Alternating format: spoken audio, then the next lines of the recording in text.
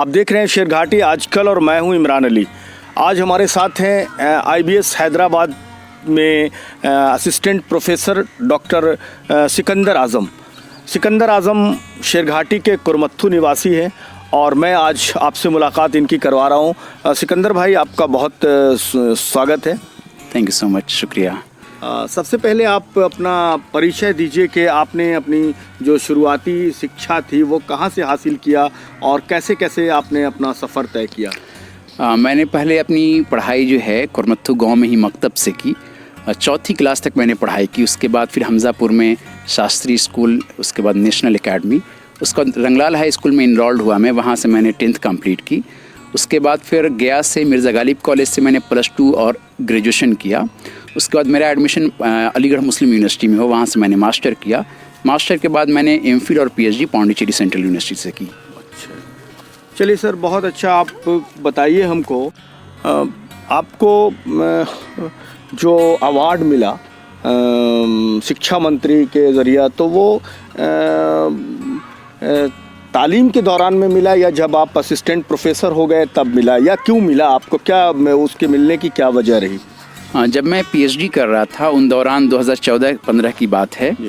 तो उस वक्त अपनी सेंट्रल गवर्नमेंट ने एक न्यू एजुकेशन पॉलिसी जो अभी लॉन्च हुआ है, जिसको हम NEP 2020 बोलते हैं, 1986 के बाद ये एजुकेशन पॉलिसी अपने हिंदुस्तान का रिफ़ॉर्म हुआ है। तो उस रिफ़ॉर्म के लिए बेसिकली इन लोगों ने 3-4 कमेटियाँ बनाई थी, जिनमें एक स्टूडेंट्स के भी फीडबैक उनको चाहिए था कि स्टूडेंट क्या क्या चेंजेस चाहते हैं क्वालिटी एजुकेशन के लिए हिंदुस्तान में। तो उस सिलसिले में स्मृति ईरानी उस वक्त की जो उस वक्त की एजुकेशन मिनिस्टर थी, MHRD, तो उन्होंने हर सेंट्रल यूनिवर्सिटी से एक रिप्रेजेंटेटिव को बुलाया था। तो मैं भी इनमें से एक रिप्रेजेंटेटिव था। दिल्ली जाना हुआ, एजुकेशन मिनिस्टर के साथ कई बार काफ़ी डिबेट हुए, डिस्कशन हुए कि कैसे क्वालिटी एजुकेशन, क्या क्या चेंजेस होने चाहिए एजुकेशन के फील्ड में। फिर हम लोगों को राज्यसभा में इन्वाइट किया गया जब एजुकेशन पे डिबेट चल रहा था कि क्या क्या चेंजेस होने चाहिए।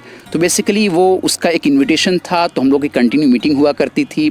फिर उसके बाद मुझसे ये कहा गया कि वो रिपोर्ट सबमिट करें आप, जो मैंने तकरीबन 12 पॉइंट्स मैंने दिए थे उसमें कि क्या क्या मेजर चेंजेस रिक्वायर्ड हैं अपने हिंदुस्तान में एक क्वालिटी एजुकेशन के लिए। तो बेसिकली वो एक्टिविटीज़ इससे रिलेटेड थे, न्यू एजुकेशन पॉलिसी जो अभी लॉन्च हुए हैं। घाटी से कुरमत्थू से निकल कर वहाँ पहुँचे, तो पढ़ाई के दौरान में वहाँ पर क्या लगता था आपको? कुछ कमतरी के शिकार थे या वहाँ पे लगता था कि नहीं हमको कुछ करना है, या उसका क्या कर पाए वहाँ पर आप? इनिशियली जाहिर सी बात है, मैं यहाँ खुद अपने गांव के मकतब कुरमत्थू में पढ़ा, फिर शेरघाटी में मेरी पढ़ाई हुई 10th तक। तो यहाँ पे कहीं ना कहीं जाहिर सी बात इंग्लिश मीडियम से तो पढ़ाई हुई नहीं थी। तो फिर जब यहाँ से बाहर, जब गया से बाहर मैं निकला, तो शुरू में काफ़ी लगा कि पता नहीं मैं कंप्यूट कर पाऊँगा कि नहीं, क्योंकि वहाँ पे सारे आंसर जो है इंग्लिश में लिखने होते थे। तो फिर जो है बहुत सारे लोग मुझे वहाँ पे मिले अपने इलाके के, ख़ासतौर शेरघाटी के और आसपास इतराफ़ के लोग मिले, और उन्होंने काफ़ी कुछ बूस्टअप किया कि कोई इंग्लिश जो है कोई टफ़ चीज़ नहीं है, बशर्ते कि आप उसको बिल्कुल फोकस करें और सीखने की कोशिश करें। तो बहुत फिर कॉम्पिटिटिव हो गया, और मुझे फिर उसके बाद फिर कहीं से ऐसा नहीं लगा कि मैं किसी से कम हूँ। इनफैक्ट मैं हमेशा बच्चों को ये कहता रहता हूँ, अपने शेरघाटी और अपने इलाके के लोगों को, कि आप बिल्कुल टैलेंट की कहीं से कमी नहीं है, आप किसी चीज़ में कम नहीं है, बशर्ते कि सही वक्त पे आपको एक्सपोजर मिलना चाहिए। तो मैं सच में बहुत शुक्रगुजार हूँ जो हमारे जो भी टीचर रहे हैं, चाहे हमज़ापुर में, शेरघाटी में, या हमारे खुद अपने गाँव में। तो इन लोगों ने काफ़ी कुछ सीखने को इन लोगों से मिला, और इन लोगों की वो मोटिवेशनल चीज़ें थी जो मुझे अलीगढ़ और पौंडीचेरी यूनिवर्सिटी तक लेकर के गई। तो बहुत सारी यादें जुड़ी हुई हैं। तो आप अलीगढ़ रहे हैं? जी हाँ, मैं तो अपने अलीगढ़ में वहाँ कितने दिन पढ़ाया, उसके बारे में आप कुछ बताइए। जी हाँ, अलीगढ़ में जब पहली बार मैं गया तो वहाँ पे सारी क्लासेस इंग्लिश में होती थी, और चूँकि यहाँ से हिंदी मीडियम से मैं गया था, तो उसके बाद जो है वहाँ पे अपने यहाँ से कुछ गया से भी प्रोफेसर थे, उसमें हमारे गांव के भी एक प्रोफेसर थे, डॉक्टर तौकीर आलम साहब थे। लोगों ने काफ़ी बूस्टअप किया मुझे। वहाँ जाने के बाद मुझे लगा क्या ऐसी भी यूनिवर्सिटी हो सकती है? यहाँ तो मुझे हार्डली, मैंने मिर्ज़ा गालिब कॉलेज, गया कॉलेज और SMSG कॉलेज देखा था। जब वहाँ मैं गया तो वहाँ हॉर्स राइडिंग, स्विमिंग, उसके बाद सारी चीज़ें जो मैं सोच नहीं सकता था, इवन कि स्नूकर वगैरह सारी चीज़ें थी। तो मुझे लगा क्या ऐसी भी यूनिवर्सिटी हो सकती है? तो मैं +2 के बाद ही गया था। अभी भी अलीगढ़ याद आते हैं आपको? कैसा लगता है? जी, बिल्कुल। एक अलग सी बॉन्डिंग है, अलीगढ़ की एक बात ही अलग है।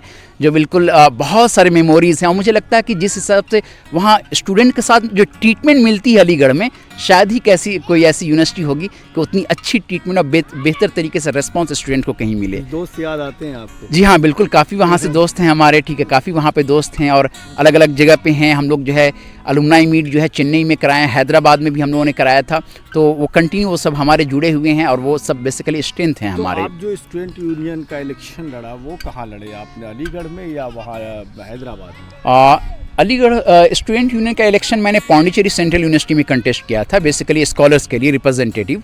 उस वक्त पहली बार लिंदो कमीशन के अकॉर्डिंग ये यूनिवर्सिटी पे एक दबाव आया था कि आप स्टूडेंट यूनियन का इलेक्शन कंटेस्ट करें, और मैं उसमें इलेक्शन कंटेस्ट किया, रिप्रेजेंटेशन किया, बहुत सारे मुद्दे पे मैंने रिप्रेजेंटेशन की।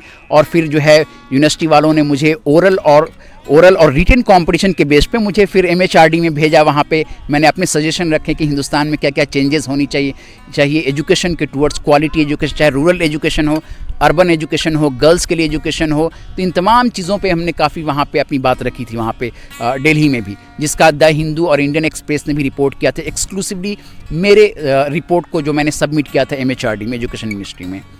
अभी जो नई शिक्षा नीति आ रही है, तो सरकार जो नई शिक्षा नीति को लेकर फैसले ले रही है, तो इसमें क्या लग रहा है, इस बदलाव का क्या होगा या क्या है इस बदलाव में? इस बदलाव में बेसिकली कई चीज़ें, जो एजुकेशनल का जो स्ट्रक्चर है, आमतौर पे बहुत कभी कभी ये दिक्कत आती है। अगर बेसिक चीज़ में हाईलाइट करूँ तो, कि अगर आपके बच्चे फॉरेन कंट्री में पढ़ने जाते हैं तो वहाँ पे 3 इयर्स के ग्रेजुएशन को वो एक्सेप्ट नहीं करते हैं। तो कुछ कंट्रीज़ ऐसे हैं, तो 4 इयर्स का प्लान यहाँ पे आ रहा है।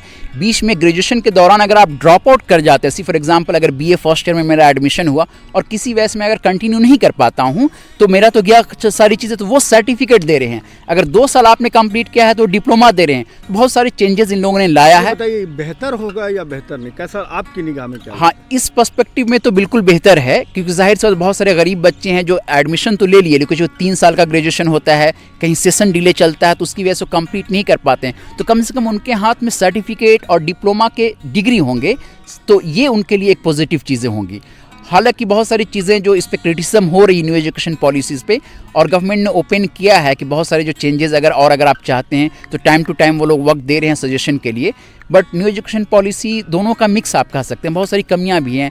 जैसे प्राइवेटेशन को ज़्यादा इंपॉर्टेंस दिया गया है, जिसको लेकर के हम लोगों ने उस वक्त भी 2014 और 15 में जब स्मृति ईरानी से लगभग 4 घंटे कंटिन्यू डिबेट चले थे, so we were against the privatization, because education में प्राइवेटेशन का बहुत ज़्यादा इंटरफेयर होना, ये कहीं ना कहीं एक निगेटिव रिस्पॉन्स है, निगेटिव है गरीब लोगों के लिए, क्लास या पुअर क्लास उन लोगों के लिए, और रूरल एरिया में जो लोग हैं उनके लिए भी बहुत मुश्किल है।